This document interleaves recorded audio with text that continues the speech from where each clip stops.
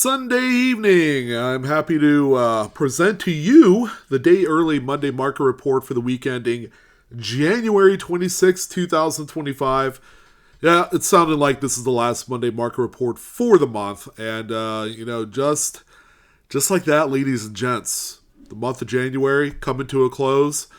And that's it. That's how quickly things have been evolving, moving since the holidays. The holidays seemed like it just closed up just a few days ago. And, here I am just talking about the last remaining days of January as we head into February.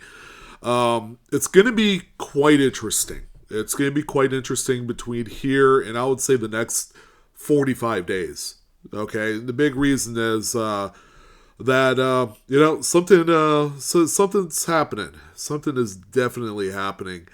Usually the same time every year, right? And people are doing taxes, so there's going to be people that will be receiving some sort of refund, and the people that are into business, they are going to be targeting coins, precious metals, and all that great stuff.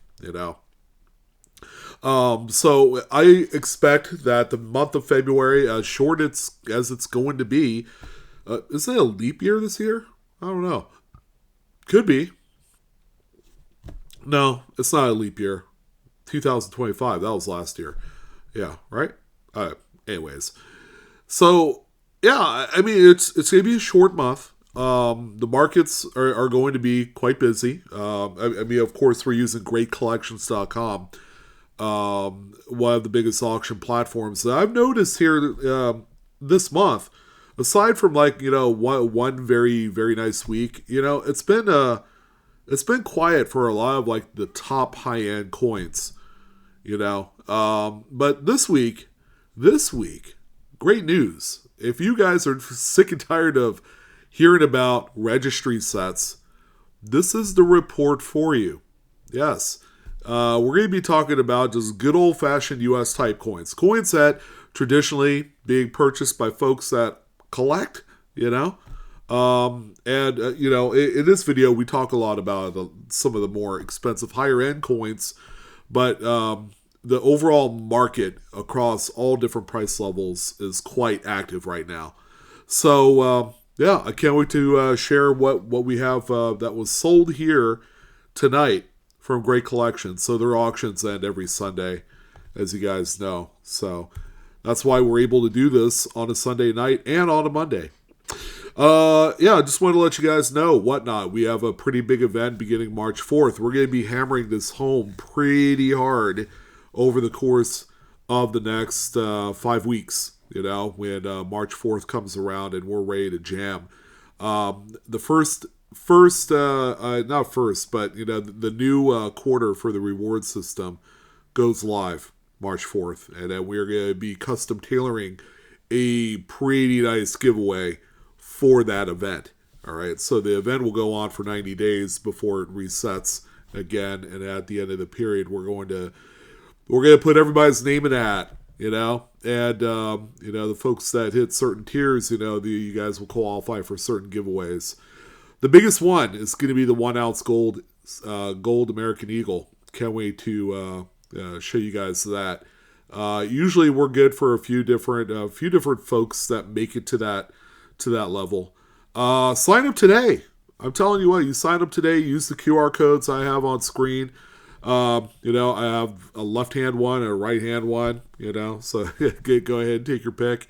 If you sign up today under me using those QR codes, I will give you $15 off your first item. It's really quite exciting. And we do shows every single Friday, 5 p.m. Pacific, 8 p.m. Eastern. We have great silver giveaways. It's going to be a real barn burner the closer we get to March 4th. Man, I'm so excited. And you guys need to be too. All right, so let's go ahead and jump into the Monday market report.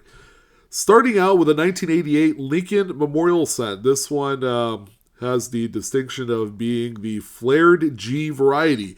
It used to be back in the day. This had the variety name of Wide AM, which they all have that, so that's why they changed that. But they also had the reverse of 1989 on there as well. So instead, pretty recently, within the last year or so. They had changed the attribution to the Flair G variety. This one is the FS901. It's a Cherry Picker's Guide variety. So this one popped up on here.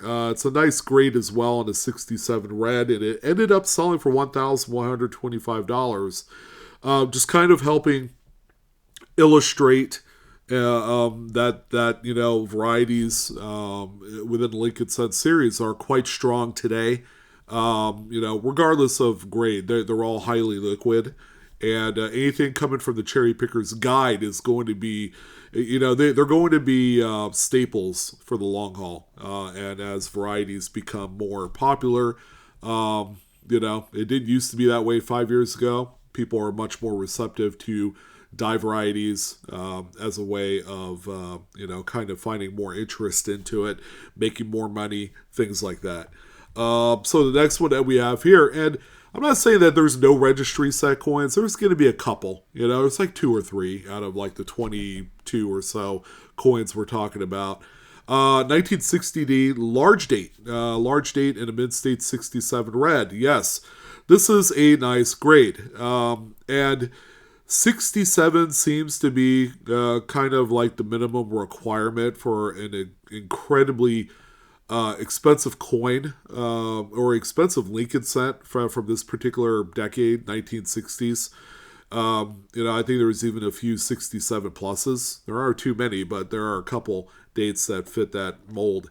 67 red, really nice high grade piece here, and that's the big reason why I ended up hammering for $2,418.75. Yeah, we've talked about these before. I mean, looking at this thing, I'm like, yeah, I'll sell it today and then buy myself 1 ounce of gold tomorrow. So that's kind of like, the high stakes that we're looking at with registry sets. A coin that's barely 60 years old, ends up selling for $2,400, and then we're all left scratching our heads. Is this right? A lot of people still don't understand registry sets, and at the end of the day, it's okay. It's okay for me. I used to grade a lot of these coins and had very minimal amount of success, but more failures. And I can tell you, it's really not all that easy.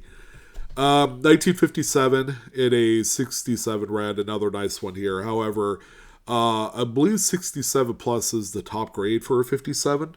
And so this would be considered kind of like the secondary tier or tier 2 coin for a registry set. This one sold for $1,456.88. So just that price tag alone, we've seen some that sell for way more at the higher grades, like $5,000 to $10,000 plus. The sky is almost the limit with these things. All right, so we're getting into a few dates that are a little bit more reasonable. Believe it or not, Lincoln cents were not the main attraction this week on the good old Monday Market Report, but we do have this 1934D, a pretty decent date. They're all generally okay struck. The luster isn't the greatest for a Denver Mint coin. However, this one right here in a full red certainly looks nice. 67 red is actually the grade on this one. And it sold for $1,379.25. All right, so this one kind of like skirting the line between registry and kind of investor collector grade type piece there. But at the end of the day, there's no denying that the main draw in the Lincoln Sun series is the 1909S VDB. Now, I could count on one hand how many times I've talked about the 1909S VDB on a Monday Market Report. Probably 2 or 3 times in however many years I've been doing this particular segment on our channel. The 1909S just doesn't come up that much, albeit Great Collections has sold probably at the very least 2 per week, if not more. This is like one of their bread and butter coins, and this week we are going to talk about one, especially one that has some really nice color to it. It's a 66 brown, which is it's actually a very nice high grade. And the brown designation, carries through with the toning. You can see some steel blue in there, some green. It's even got a little improper alloy mix, a little bit of wood graining in there. Boys and girls, this coin has a lot for everyone. It's an incredibly attractive coin. And they are quite expensive, especially when you get into mid-state territory. Like this one here sold for $5,924.25. But that nobody is going to hate on you if you ended up buying one of these. It doesn't matter if it's a fine 12 or a mid-state 67. If you own one, that's all it matters, because the coin is easy to sell anytime that you want.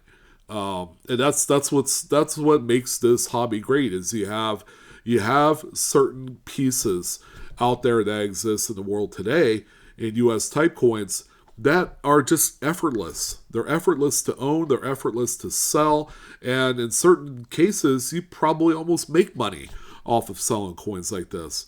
So, don't be afraid to pull a trigger on something like this. When it comes to pure investment, pure joy, pure enjoyment, it's a wonderful thing. Always diversify your portfolio with some of the big high-end key dates, and you'll go no wrong.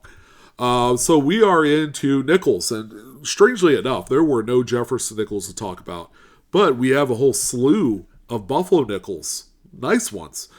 How about this 1930-70 three-legger? Yeah, sign me up, guys. This thing is hot. Mid-state 66, very well struck,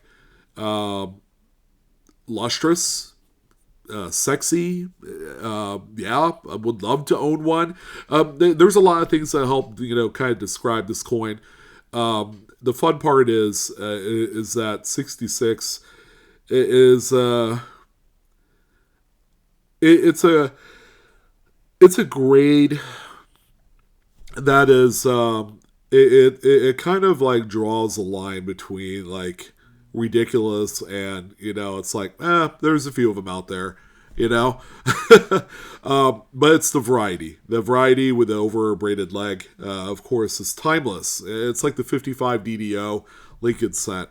You could again count on both hands how many of like very recognizable U.S. type coins exist out there. This is like one of them, top 5, I would imagine. Not at all surprised at the price tag, $28,268.87. They do get more expensive. If this was in a PCGS holder, in the same grade, you'd probably tack on another $5,000, just for perspective sake. And then, another one that we do not cover at all because they just simply don't exist regularly. Like, you can't go to a coin shop and say, hey, do you have a proof Buffalo nickel? They're going to say, what? Man, I haven't seen one of those in 10 years or 20 years. That's like the common response. I've actually asked a few coin dealers, about their availability of any proof Buffalo nickels. Believe it or not, they'll have a proof Mercury dime or a proof Walking Liberty half, but they won't have this. So, it's quite tough. They call this a satin, satin proof, which looks vaguely or very closely to a business strike. You got to know that difference. Now, the difference between a business strike and this one is it's a stark comparison of strike quality. The mint goes the extra mile to ensure that the dies are specially prepared for this. So you're gonna know. Like look at the word Liberty. You don't see it that very well struck without seeing die flow lines, like on a regular 1936. So there's things like that. This one right here is a 67 plus by PCGS. It says proof and satin, and it's got the CAC certification as well. Very well done. $3,401.13. You can find them a little bit cheaper, of course, in lower grades. But overall, it's not an incredibly cheap coin to own. And, there's just not a lot of them out there. The mintage is in the basement. We also have a 24D. I would prefer to probably have something like this because it's right in the wheelhouse of like what a semi-key date is supposed to be, and that's this one here, 24D. It's a mid-state 64, okay, which is just it's a rather okay kind of pedestrian grade for coins in general. It doesn't matter what it is. But yeah, this coin kind of highlights or lowlights a lot of what was going on wrong at the time. Like they just had a hard time with quality and luster. The luster on these mid-20s coins was weak. They just pure sucked. So at least finding one with a little glint of luster swirl in there is that's half the battle. This one's just okay in my book. $1,575. Again for a 64. I mean, they go up quite a bit after this grade, like a 5 and a 6 grade. Huge strides on the scale there. We also have this 1918S. This is just a good old, slider quality coin. It's an AU58. But the coin is on the list for a reason, that even in a slider grade like this, they're still pricey. Now, there's a couple things that I did notice on this one that I did like. I like the striation lines, the copper wash that kind of you can see on the coin. You can see the die clash under the Indian's chin area right there, which is the clash of E pluribus unum from the reverse. That's a common thing to see when it comes to die clashing, is that right there. It's really pronounced on this one. But yeah, I mean, AU58, this one sold for $1,080. All right, so it doesn't have to be mid-state. AU58 is a very well collected grade level or numerical grade, anyways. So yeah, I'd like to say I'm shocked, but I'm not on this one. We also have a 17S in a 63. Again, another grade that it's kind of like, it's not impressive, but yay, it's a tough date. It is 63.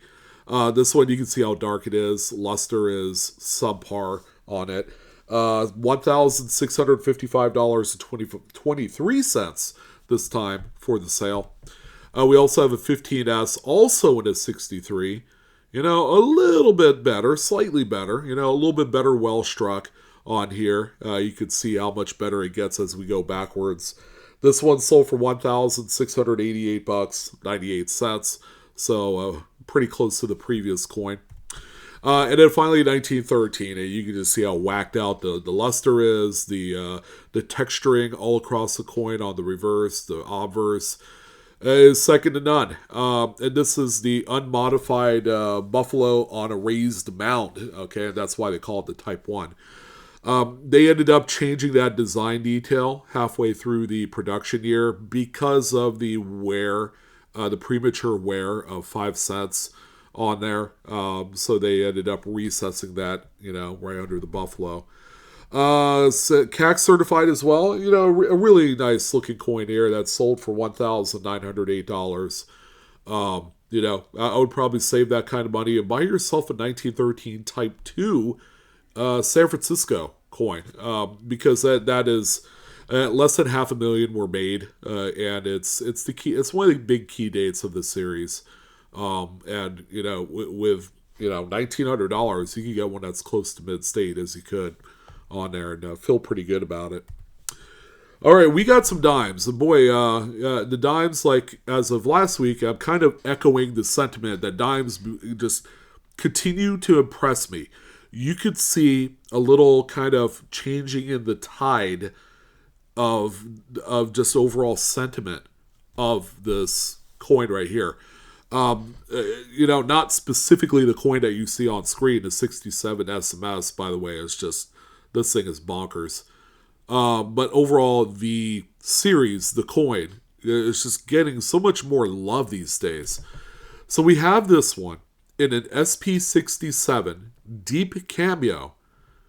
Deep Cameo is something that you don't traditionally see on this coin, let alone any special mint set at all is usually missing that cameo frost. This is one of them right here. So it's kind of a big deal coin. This one sold for $1,249.88. It's by no means the highest grade. Again, it's a secondary tier, but the deep cameo, that's a chef's kiss kind of moment for this one here. And then another one right here, a 54. Again, deep cameo. Yeah, you just don't see them on these earlier dated proof coinage. 54 especially is quite tough for a deep cameo contrast. 67 plus on this one, and a price tag tonight of $4,612.50. This one, ladies and gentlemen, kind of like the 37D three-legged buffalo, is another one that deserves to be high atop the list here this week. Now, when I say that the 42 over 41D overdate is much more cherry pickable, I mean it in just that way, is that it's easier to find than a 42 over 1 Philly, which looks like there's 5 digits in the date, whereas this one it's so subtle. You definitely need to get in close to that date to see it. Like, without any close-ups, you're just looking at these two images of the obverse and reverse of the coin. It's hard to see it, but you really need that super close close-up of the date to understand the overdate on this one. There have been a few monstrous 65 and 66 level coins. This one is in NGC plastic at a 66 full bands. Sold for $19,238.62. Another wow moment coin. I'm just glad to see this. 35S, we're going to end off the dimes here on a couple tougher dates. 35S Mercury, this one at a 67 plus full bander, CAC certification as well. It's got what I presume to be a few extra brownie points in the originality department because of the crusty toning factor on this one. This one sold for $4,837.50. By the time we get into the mid-30s and earlier, the stakes, again, get raised to just a whole other level. What is a shame on this particular coin, the 27S that you see here, is it doesn't have full steps. That will immediately transform this coin into 5-figure territory. However, this is not that bad of a coin in a 66 plus. CAC even gave its blessing on this one too. And, a sales price tag of $3,712.50, is a lot of money. But, I mean, on a 27S, you can't pick a better date to have just, the beauty and, just how clean this coin is really quite marvelous. The next one that we have here, okay, but again, probably a registry set coin at 65 Washington quarter. Pretty stark difference between this and an SMS 65, which, won't have nearly as crazy and swirly die flow, like you see on the obverse there, all around the coin. Now, this one is an insane NGC Mid-State 68 Plus. I thought the price tag would be higher in this because that is the finest grade known in an NGC plastic at $1,445.24. I think, again, the opinions would be varying if this was in a PCGS holder at the same grade level. We might be talking about $5,000 coin here. And we also have this 57 in CAC G plastic. This one is actually a Type B reverse. Okay, we got another variety here for you. Struck with proof reverse die. All right, I mean, that's what this is. You can find this Type B reverse across a number of different dates. 1956 is the key, the toughest date for the Type B reverse. So when you look at the A in dollar and then that little leaf, there's actually a deeper, higher relief leaf that's connected to the top of the A. And that's how you know that you'll have the Type B reverse. So you have to look at a few coins with the Type B reverse compared to the regular Type A, and you'll see the difference.